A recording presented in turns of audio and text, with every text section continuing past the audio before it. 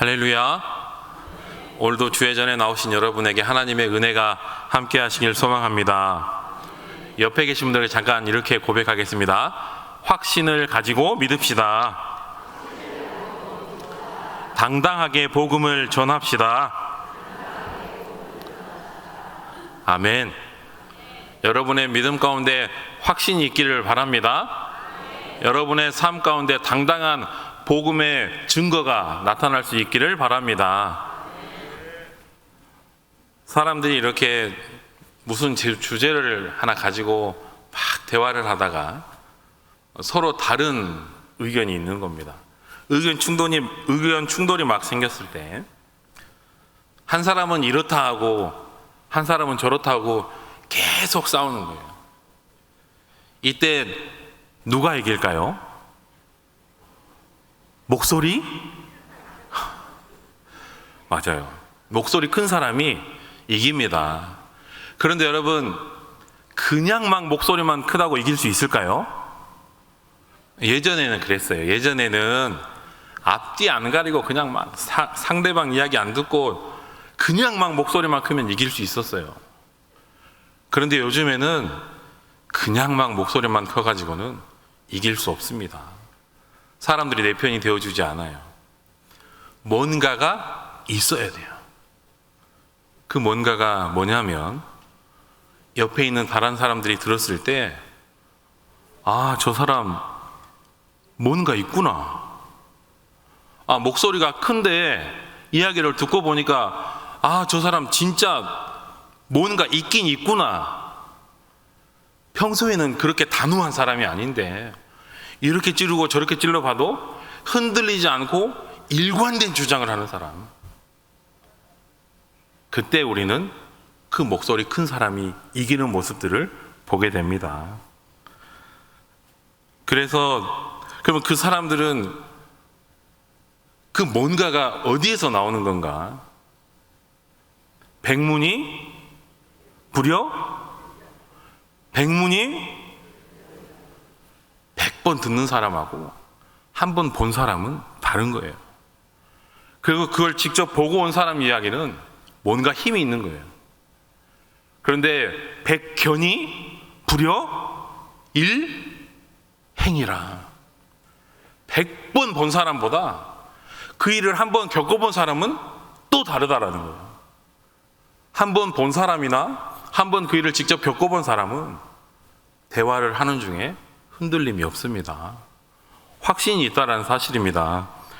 여러분, 저와 여러분의 믿음이 그런 믿음 될 수 있기를 바랍니다.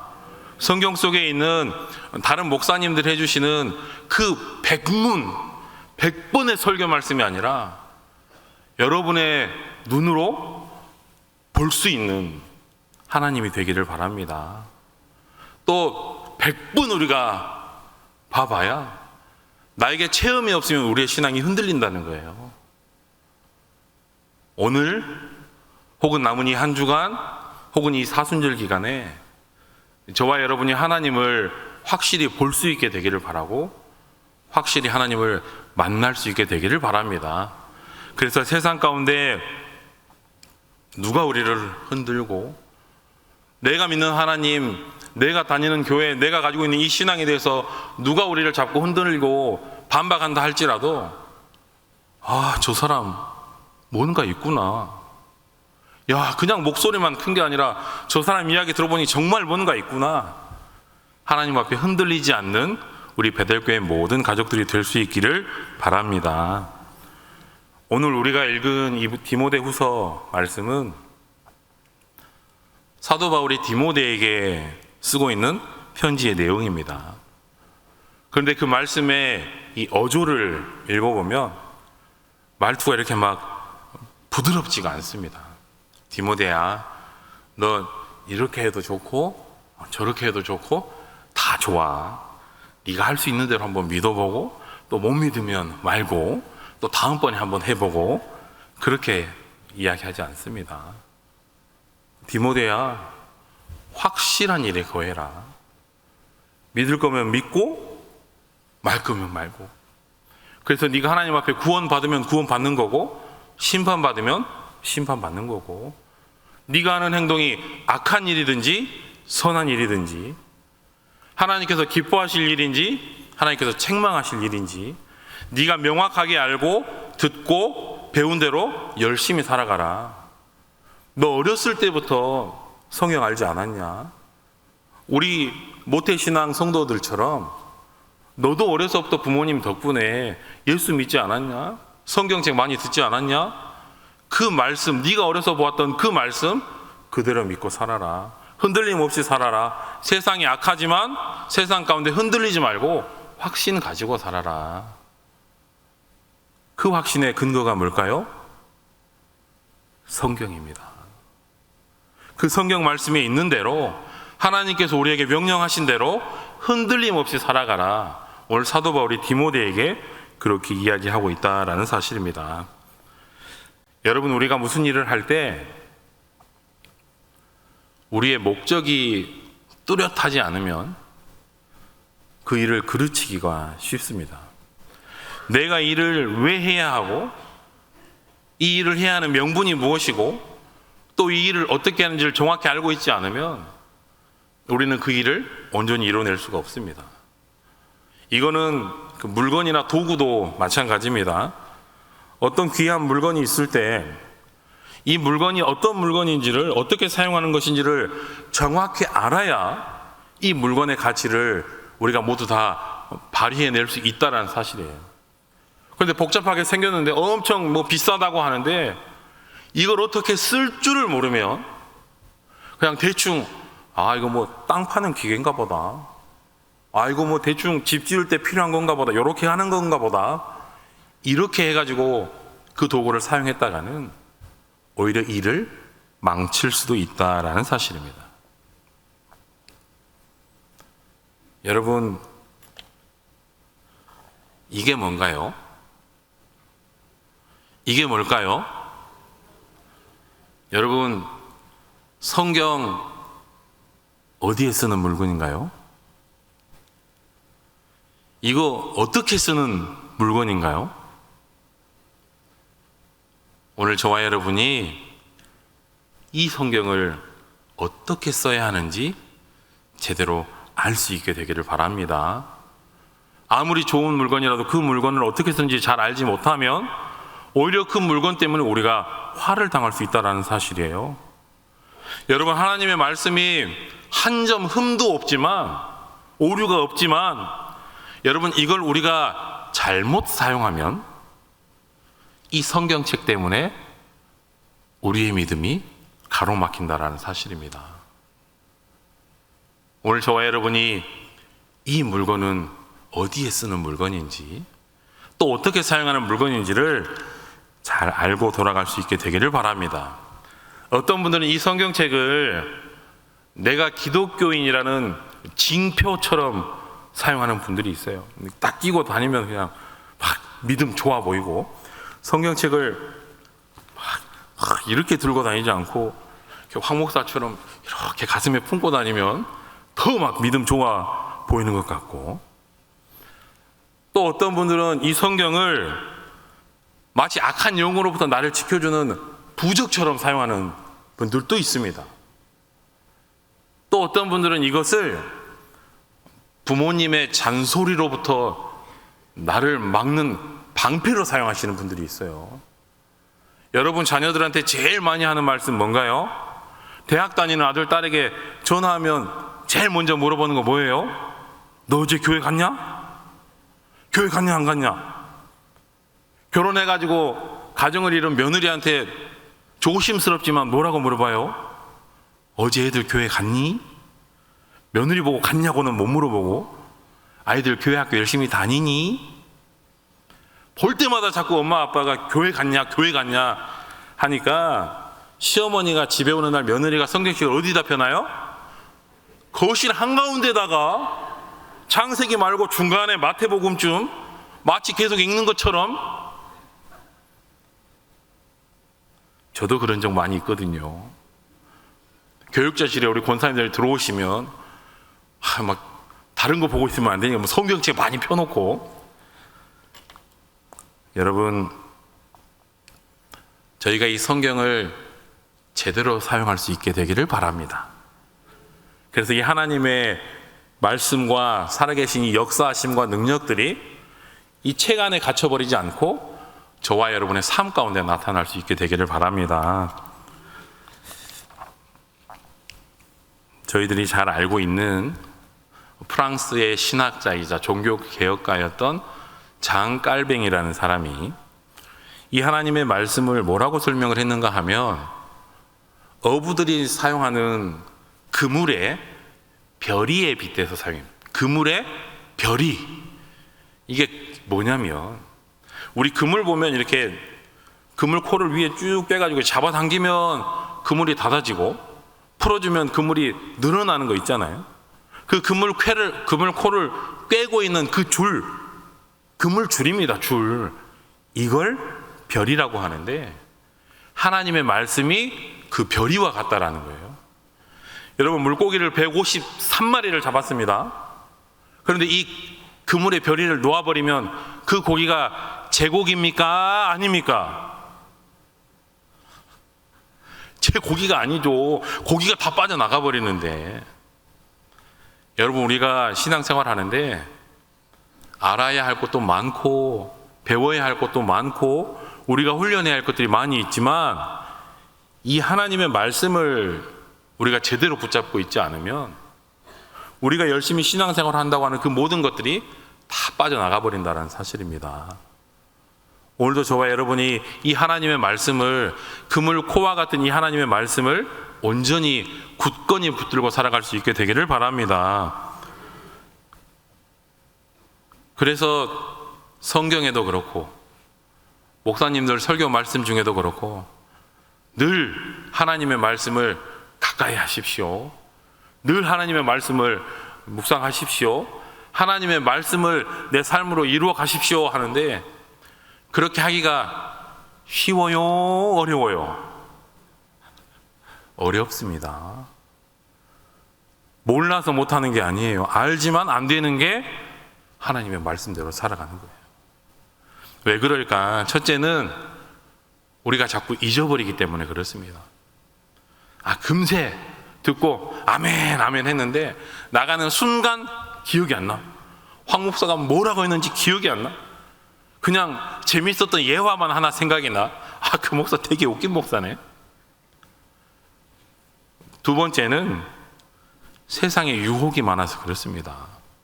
내가 알고도 있고 기억하고도 있고 하나님의 말씀대로 살아가려고 발버둥치지만 우리를 유혹하는 것들이, 하나님의 말씀과는 반대로 살아가도록 우리를 끌어당기는 것들이 너무나 많다라는 거예요. 그렇기 때문에 우리가 하나님의 말씀대로 서기가 쉽지 않다라는 겁니다. 또 하나는 하나님께서 우리를 연단하시기 위해서 우리 가운데 그런 마음을 주시기도 한다라는 사실입니다.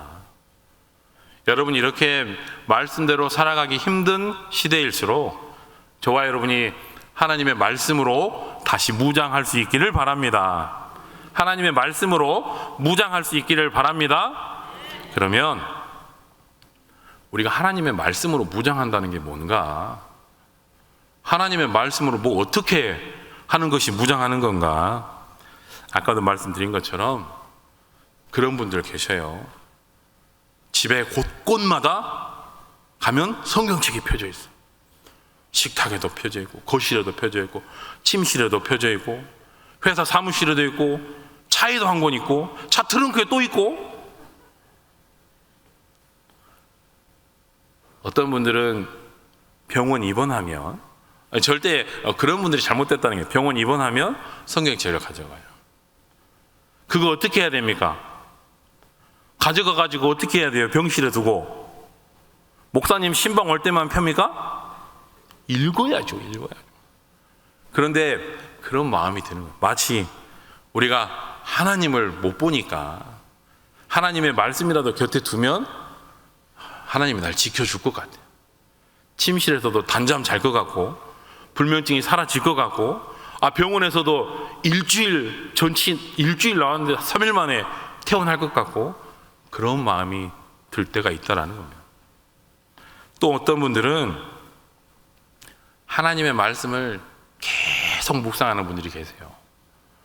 뭐 회사 출퇴근할 때도 그렇고 차에서 운전하시면서도 그렇고 하나님 말씀을 라디오로 틀어놓기도 하고 유튜브 틀어놓기도 하고 귀에 이어폰을 꽂고 하나님의 말씀을 계속 듣기도 하는 분들이 있습니다. 말씀으로 무장하기 위해서. 또 어떤 분들은 저희가 종종 신방 가보면 벽에 뭘 붙여놓을까요?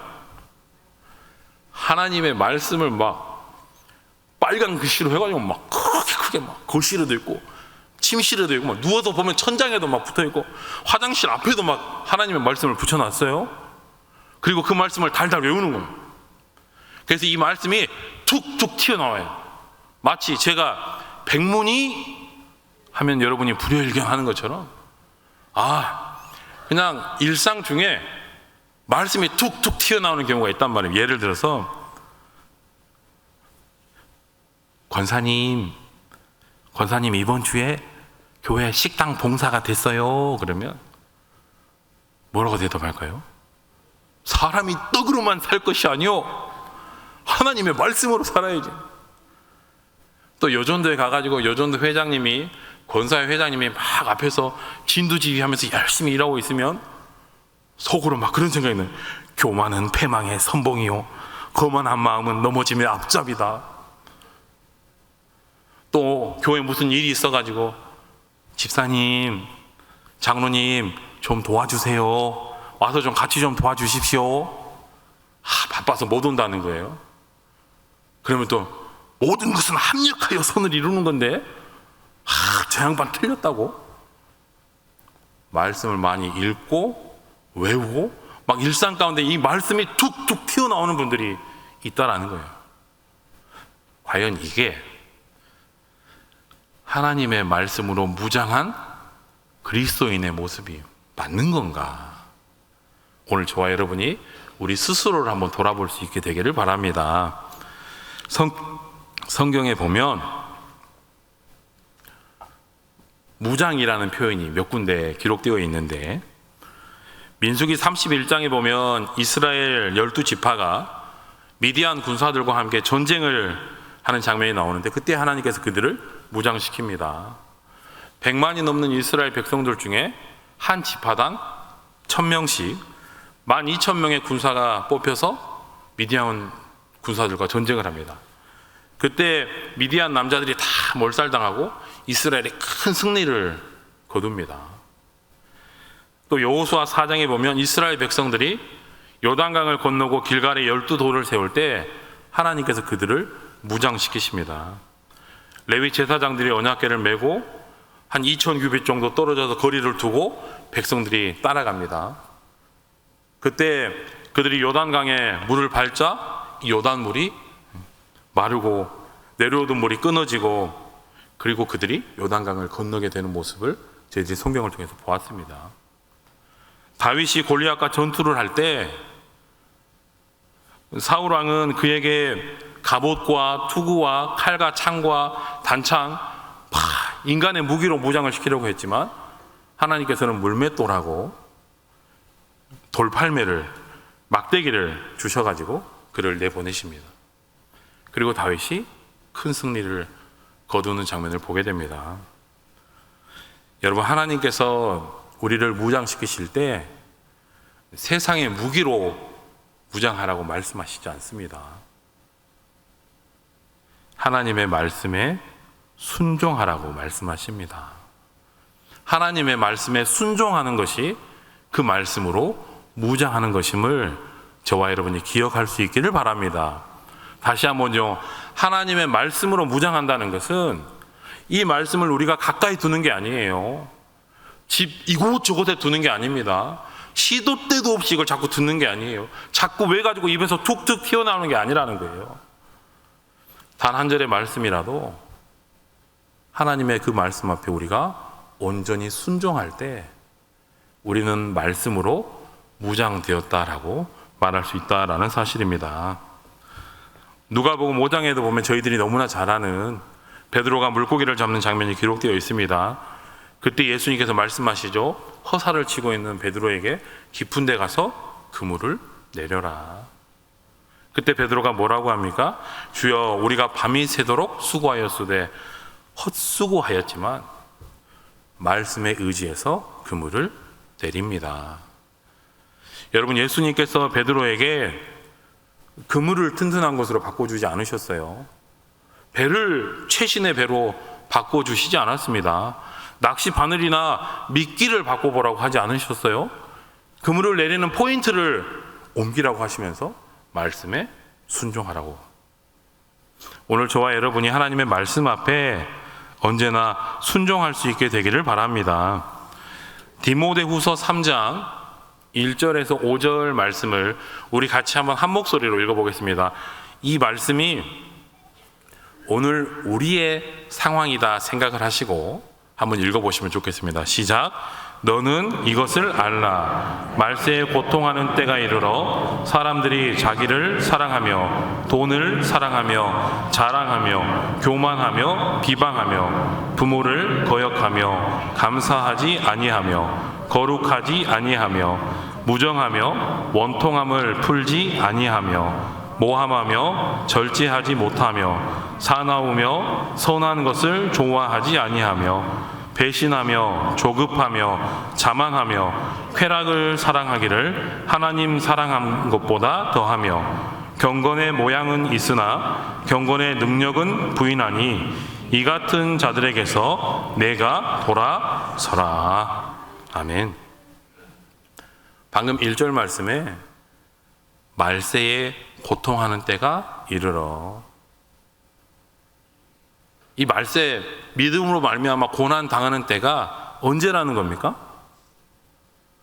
지금 디모데가 목회하고 있는 그 시대가 그렇다라는 거예요. 지금 디모데가 교회를 섬기고 있는 이 초대교회 시대가 믿음으로 말미암아 큰 박해와 고난을 당하고 있는 그때라는 겁니다.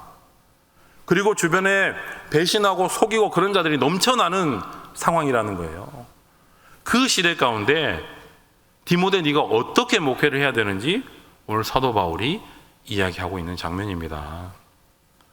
그리고 그 상황은 초대교회의 모습뿐만 아니라 오늘을 살아가는 2024년 우리의 모습 또한 별반 다르지 않다는 사실입니다. 믿는 사람들이 세상으로부터 책망을 당하고, 믿는 사람들이 손가락질을 당하고, 오히려 우리가 믿음으로 전도하려고 하고 하나님의 사랑을 전하려고 하지만 그들이 우리의 손길을 외면하려고 하는 이 시대, 믿음으로 말미암아 고난당하는 이 시대에 하나님께서 사도 바울을 통하여 저와 여러분에게 주시는 말씀인 줄 믿습니다.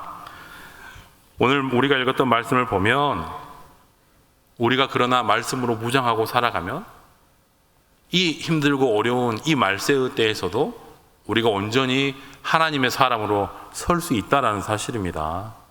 이 디모데가 힘든 그 초대교회의 상황 속에서도 이 하나님의 말씀을 붙들고 그 하나님의 말씀으로 무장하면 온전히 목회를 할 수 있고 그들을 그리스도인으로 바로 세워나갈 수 있다라고 하신 것처럼 오늘 힘들고 어려운 때이지만 저와 여러분에게도 희망이 있다는 사실을 저와 여러분이 기억할 수 있기를 바랍니다. 성경은 오늘 우리가 읽었던 15절 말씀에 우리로 하여금 구원에 이르는 지혜를 주신다. 우리를 의롭게 하신다. 우리를 온전하게 하시며 선을 행하게 하신다. 우리가 그 말씀을 주야로 묵상함으로 하나님의 말씀을 날마다 이루어갈 수 있게 되기를 바랍니다. 그러면 그 말씀을 우리가 어떻게 읽을 건가? 우리를 의롭게 하고 우리에게 믿음으로 믿음으로 구원에 이르게 하는 그 지혜를 주시고 우리를 온전하게 선을 이루어가게 하시는 그 하나님의 말씀을 우리가 어떻게 읽을 건가? 책을 읽는 방법은 제가 대충 생각해 보니 3가지 정도 있는 것 같습니다. 그 자체를 그냥 읽는 데 목적이 있는 책이 있어요. 예를 들어서 아이들이 글자 읽기를 연습할 때, 물론 동화책이면 동화책대로 내용도 중요하지만 읽는 그 자체가 중요한 겁니다. 아이가 가나다라 마바사 하면서 이 책을 읽는 연습을 하는, 예를 들어 우리가 외국어를, 영어를, 불어를, 독일어를 공부한다고 할 때 우선 줄줄줄줄 그걸 읽는 그 자체의 목적이 있는 책이 있다라는 거예요. 두 번째는 그게 되면 이제 이 책을 우리의 머리로 읽어야 되는 책들이 있습니다. 수학책, 교과서, 역사서, 우리 많이 풀었던 수학 정석. 그냥 이걸 읽는 데 목적이 있는 게 아니라 이걸 읽고 이 교과서 안에 담겨 있는 이 지식을 내 머리로 가져오는 그런 책이 있습니다. 그런데 그걸로 끝나지 않고 하나 더 나아가야 되는 책들이 있어요. 예를 들면 법전, 하나님의 성경책, 요리책, 뭐 골프 교본. 이거는 이렇게 하는 거구나. 이때는 고춧가루를 적당량 넣어야 되는구나. 한 소끔 넣어야 되는구나. 머리로 알아서 끝나는 게 아니에요. 골프 교본, 무릎을 굽혀야 되는구나. 팔을 펴야 되는구나. 머리로 알아서 끝나는 게 아닙니다. 그렇게 내가 할 수 있어야 되는 거예요. 법전, 헌법, 법률, 수많은 규정집, 그걸 아는 게 중요한 게 아니다라는 사실이에요. 우리가 교통법규 아는 게 중요한 게 아닙니다. 그대로 살아낼 수 있어야 한다는 거예요. 하나님의 성경책이 그렇다라는 겁니다. 이 책은 줄줄줄줄줄 읽는 데 목적이 있지 않아요. 또 이 책은 우리의 머리로 이 책의 지식을 저장하는 데 있지 않다라는 겁니다. 많이 몰라도, 많이 못 읽어도 단 한 절이라도 교통법규 지키듯이 하나님의 말씀에 순종하면서 하나님의 말씀을 지켜내는 것, 하나님의 말씀을 우리의 삶으로 살아내는 것, 그게 성경을 읽는 방법이라는 거예요. 서점에 가보면 성공하는 사람들의 7가지 습관, 다이어트에 성공하는 10가지 비결, 100만 원으로 10억 만드는 12가지 방법. 근데 여러분, 그 책 엄청 팔리잖아요. 다 부자 되든가요? 그건 만약에 읽어가지고 100만 원으로 10억 된다고 하면 제가 그 책 다 사버리죠. 만약에 그 책 읽어가지고 제가 몸짱이 된다고 하면 제가 그거 한 권만 사겠습니까? 근데 아무리 책을 사서 읽어도 성공하기가 쉽지 않아요. 돈이 안 늘어나요. 살이 안 빠집니다. 왜냐하면 이 책들은 머리로 알아서 끝나는 책이 아니라 그렇게 살아내야만 그 책을 읽을 수 있는 책이기 때문에 그렇습니다. 성공하는 사람들의 습관대로 살기가 쉽지 않다라는 거예요. 다이어트에 성공한 사람들의 그 가르침대로 살기가 쉽지 않다라는 거예요. 하나님의 말씀대로 사랑하면서 용서하면서 힘겨운 역경 중에도 고난 중에도 흔들리지 않고 하나님 붙들고 살아가기가 쉽지 않다라는 겁니다. 그렇기 때문에 우리는 날마다 하나님의 말씀으로 무장해야 한다는 사실이에요. 여러분, 4월 10일 날 큰 선거를 앞두고 있잖아요. 정치 이야기가 아닙니다. 보면 법을 다 아는 분들이에요. 판사, 검사, 변호사, 아니면 국가의 어떤 행정직을 맡아서 요직에서 일하던 높은, 너무나 법을 잘하는 분들이에요. 그러면 그런 분들이 나중에 위정자들이 되면 이 나라가 얼마나 공정해야 되겠습니까? 이 나라가 얼마나 합법적이고 정의롭고 하나님 보시기에도 합당하고 온 백성이 보기에도 얼마나 합당해야 되겠어요? 그 경험 가지고, 그 지식 가지고 그들이 법을 만드는 사람들 아닙니까? 그리고 법을 집행하는 자들이 될 거 아닙니까? 이 나라가 얼마나 하나님 보시기에 올바른 국가가 되어야 하겠습니까? 그런데 그렇지가 않아요.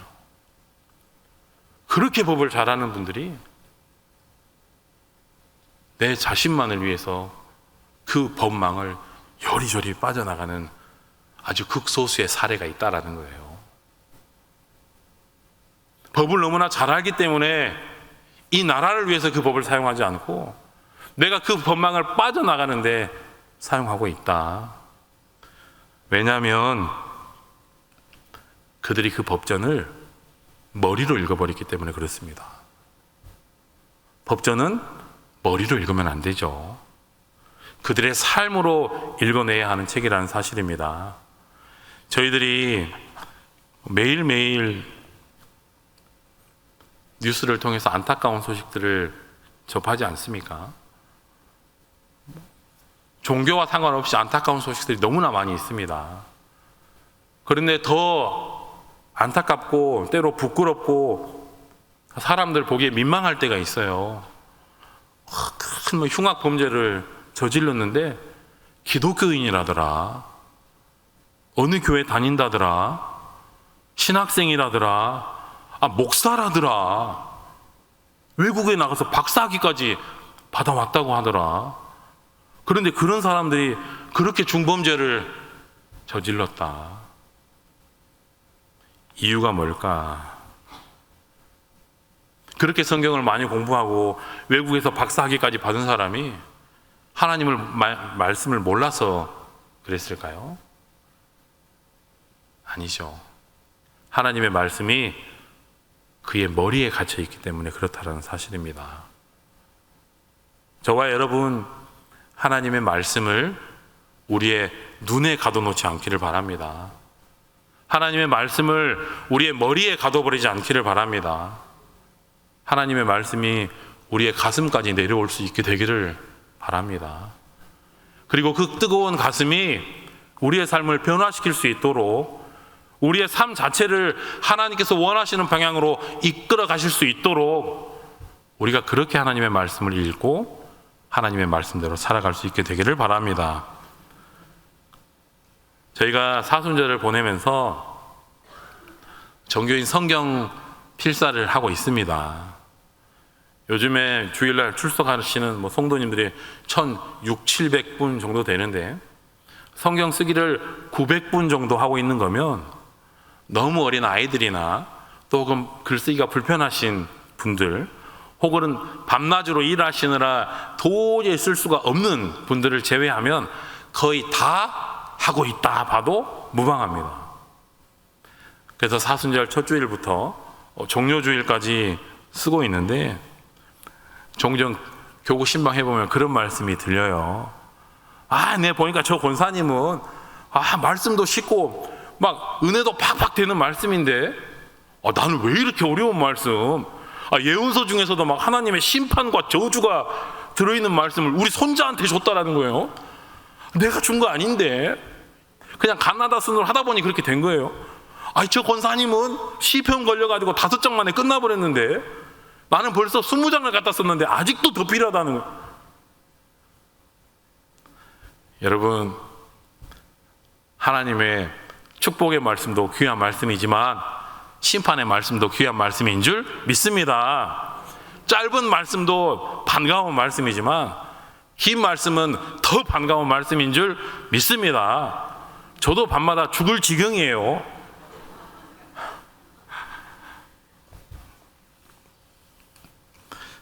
여러분, 우리가 성경 필사를 하면서 하나님의 말씀 많이 읽을 수 있게 되기를 바랍니다.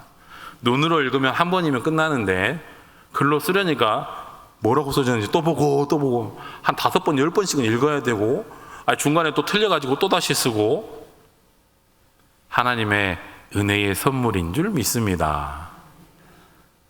우리가 하나님의 이 말씀을 쓸 때 빨리 쓰는 것도 좋고 기왕이면 명필로 잘 쓰는 것도 좋은데요, 더 중요한 건 그 중에 그 한 절이라도 내가 오늘 하나님의 말씀대로 살아가고 있는가, 내가 이 말씀을 내 손으로 써내려가지 않고 내 삶으로 한 절이라도 써내려가고 있는가, 여러분의 삶으로 성경을 필사할 수 있게 되기를 바랍니다.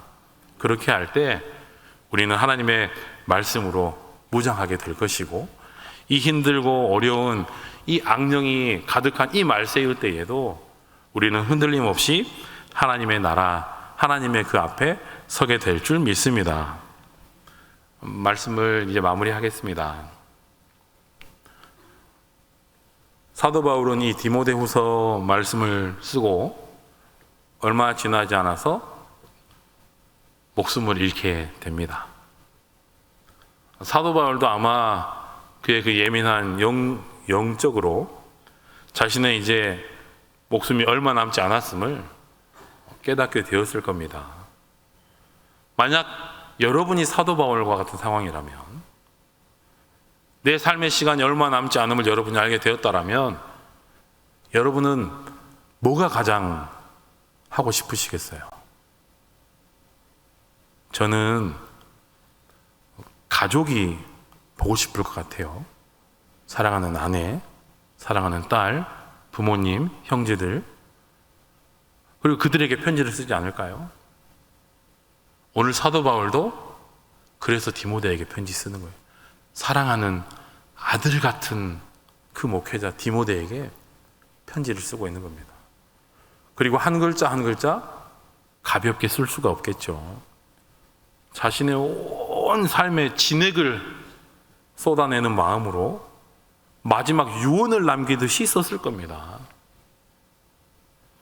오늘 여러분 성경책에 펴져 있으시면 15절 같이 한번 읽겠습니다. 15절 시작. 또 어려서부터 성경을 알았나니 성경은 능히 너로 하여금 그리스도 예수 안에 있는 믿음으로 말미암아 구원에 이르는 지혜가 있게 하느니라. 아멘. 성경은 능히 믿음으로 말미암아 구원에 이르는 지혜가 있게 하느니라. 이 말씀을 이 사도 바울이 유언을 남기는 마음으로 디모데에게 남겼다는 사실입니다. 사순절 예수님께서 고난 당하시고 이제 십자가의 죽음을 얼마 남겨두지 않고 마치 우리에게 그 유언을 남기듯한 그 심정으로 오늘 사도 바울을 통해서 이 말씀을 저희들에게 주신 게 아닐까 생각해 봅니다.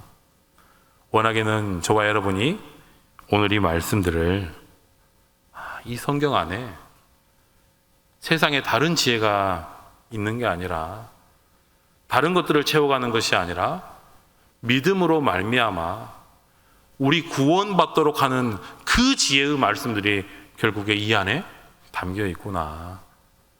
이번 사순절 성경을 읽음으로, 또 성경을 열심히 써내려 가심으로, 그리고 여러분의 삶으로 그 성경의 말씀을 이루어 가심으로 여러분의 믿음으로 말미암아 구원에 이르는 지혜를 누리게 되는 저와 여러분이 될 수 있기를 간절히 소망합니다. 기도하겠습니다. 하나님, 믿음으로 말미암아 고난당하는 말세의 시대를 저희들이 살아갑니다. 많은 사람들이 서로 속이고 속이며 배신하고 힘겹고 어려운 시대를 살아가지만 하나님, 이런 시대 저희들 하나님의 말씀 붙들고 살아갈 수 있도록 도와주옵소서. 하나님, 사순절 성경 필사를 하며 저희들이 하나님의 말씀을 묵상하고 있습니다. 하나님의 말씀이 저희들의 눈끝에 머물지 않게 하시고, 저희들의 손끝에서 머물지 않게 하시고, 저희의 머릿속에 갇혀버리지 않게 하시고, 저희들의 뜨거운 가슴에, 그리고 저희들의 말과 행실에, 저희들의 삶 가운데 나타날 수 있도록 도와주옵소서. 오늘도 우리의 삶으로 하나님의 말씀을 읽어가며 우리의 삶으로 하나님의 말씀을 써내려가는 광주 베델교회 믿음의 공동체들이 다 될 수 있도록 주님 도와주옵소서. 감사드리며 예수님의 이름으로 기도하옵나이다. 아멘.